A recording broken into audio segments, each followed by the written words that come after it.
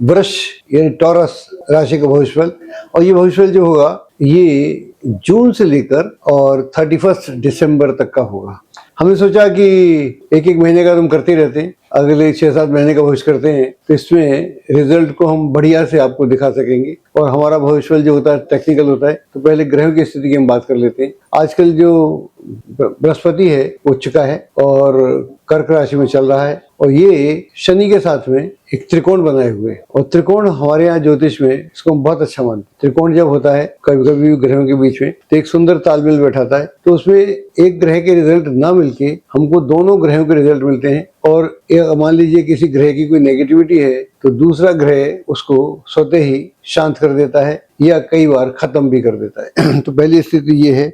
तो ये स्थिति हम बता रहे हैं कि 2 जून से लेकर 31 अक्टूबर तक ये दोनों के बीच में एक त्रिकोण बना रहेगा जो बहुत अच्छा रहेगा। लेकिन हम बात करने वाले हैं जून से लेकर जुलाई तक। वहां तक की स्थिति ये है कि जहाँ इस दौरान में जुपिटर जो है मंगल के साथ स्क्वायर बनाएगा, वर्ग जिसको बोलते हैं। ये बहुत अच्छा नहीं होता इसको, लेकिन हमको इसको भी गणना में लेना पड़ेगा। और जुपिटर जो है प्लूटो के साथ एक अपोजिशन बना रहा है, आमने सामने दोनों हैं, वो अच्छा होता है।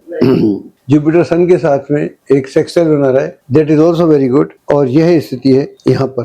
तो अगर हम इन 2 महीनों की बात करें जहाँ पर एक सेक्सटाइल भी बन रहा है, जहाँ पर एक ट्रायंगल भी बन रहा है, खासतौर से जुपिटर और सैटर्न के मध्य में, तो ये बहुत अच्छी स्थिति होती है। इसका मतलब ये हुआ जो बृहस्पति जो है वो आपकी राशि से तृतीय भाव में है, और ये जो है आपका शनि ये वहां से 11वें भाव में है। तो ये स्थिति है, ये स्थिति सुखद स्थिति है। यानी कम्युनिकेशन के माध्यम से, संचार के माध्यम से, कम्युनिकेशन के माध्यम से, संचार माध्यम से आपके संपर्क के दायरे का विस्तार होगा और आप बहुत ही महत्वपूर्ण व्यक्तियों के साथ आपके संपर्क बनेंगे। ये संपर्क आपको अभी भी लाभ देंगे, बाद में जाके तो बहुत ही लाभ देंगे। तो इनसे इन संबंधों को संजो के रखिएगा ताकि आप इनका ठीक से लाभ उठा सकें। इधर बाकी जो ग्रह स्थिति है वो अच्छी है, प्लूटो के साथ भी एंगल बहुत बढ़िया बन रहा है। दूसरी स्थिति ये हुई कि अगर आप कोई एग्जाम दे रहे हैं या इंटरव्यू में जा रहे हैं तो वहां पर सफलता के आपके चांसेस बहुत प्रबल हो चुके हैं। तो आप बड़े हिम्मत के साथ, दिलेरी के साथ जाके एग्जाम देंगे या इंटरव्यू देंगे तो आपको बहुत अच्छी सफलता प्राप्त होगी। आपकी मान सम्मान में वृद्धि होगी। अगर आप किसी सामाजिक या राजनीतिक क्षेत्र से संबंध रखते हैं तो वहां पर आपको कोई उच्च पद प्राप्त हो सकता है। आपकी सामाजिक प्रतिष्ठा में वृद्धि होगी। जो लोग एथलीट हैं, स्पोर्ट्स से संबंध रखते हैं या रचनात्मक कार्यों से जुड़े हुए हैं, उनके लिए यह समय बहुत अच्छा है और इस समय का आपको लाभ उठाना चाहिए। अब बात करते हैं इधर से अगस्त से लेकर 31 अक्टूबर तक की। यहाँ पर बृहस्पति तो उच्च का रहने वाला है अभी, और यहाँ पर इनका जो सीन बनेगा, हम 3 महीने की बात कर रहे हैं, हम बात कर रहे हैं अगस्त की बात कर रहे हैं, हम सितंबर की बात कर रहे हैं, अक्टूबर की बात कर रहे हैं। तो ये 3 महीने बेहद ही खूबसूरत हैं, बेहद ही अच्छे हैं।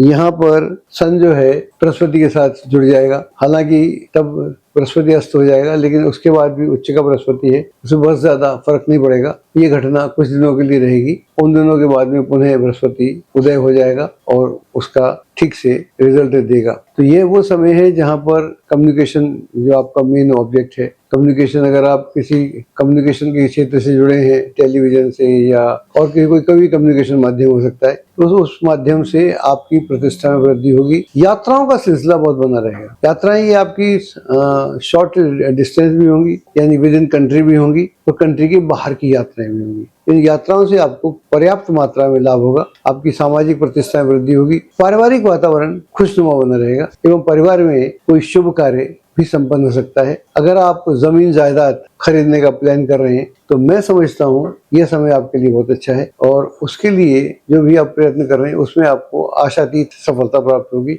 यदि कोई मामला कोर्ट कचहरी में है तो खासतौर से प्रॉपर्टी को लेकर है, तो उसे अपनी सहमति से, आपसी रजामंदी से उसे सुलझाने का प्रयास करना चाहिए। अगर आप ऐसा करेंगे तो मैं समझता हूँ ये कार्य आपका बहुत आसानी से संपन्न हो जाएगा। अगर इसको लिंगरिंग करेंगे, अगर पेंडिंग में डाल देंगे तो फिर आपको थोड़ी दिक्कतों का सामना भी करना पड़ेगा। इधर जैसा मैंने बोला कि बृहस्पति जो है प्लूटो के साथ में अपोजिशन कर रहा है, तो प्लूटो को भी एक तरह से बृहस्पति ही माना जाता है। तो बृहस्पति जब प्लूटो के साथ में करेगा तो यहाँ पर बड़े संबंधों की बात करता है, बड़े लोगों के साथ आपका आदान प्रदान होगा, लेना देना होगा, उनसे आप मिलेंगे और यह सब का काम अचानक होगा, यकायक होगा और उनसे जो आप मिलेंगे उससे आपको बहुत लाभ होगा। उससे आप देखेंगे कि आपकी प्रतिष्ठा में 4 गुनी एकदम वृद्धि हो गई और आप अपने आप को बहुत ही अच्छी स्टेज पर प्राप्त पा रहे हैं और आप बराबरी के संबंध बनेंगे। बराबरी के संबंध बन जाते हैं तो फिर हमको दिक्कत नहीं होती, फिर हम उसको उन संबंधों को अगर संजो सकें, ये भी बड़ा इंपॉर्टेंट है। कई बार जिंदगी में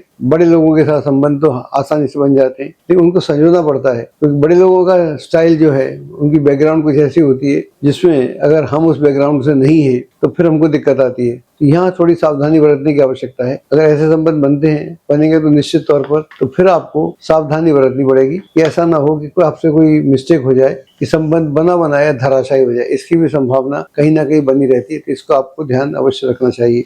इसके बाद हम बात करते हैं नवंबर दिसंबर की। नवंबर दिसंबर में क्या होगा, जैसे ही 31 अक्टूबर आएगा तो बृहस्पति आपकी राशि से चतुर्थ हो जाएगा। जैसे ही चतुर्थ होगा तो जो इसका एंगल बन रहा था बृहस्पति शनि के साथ, वो खत्म हो जाएगा।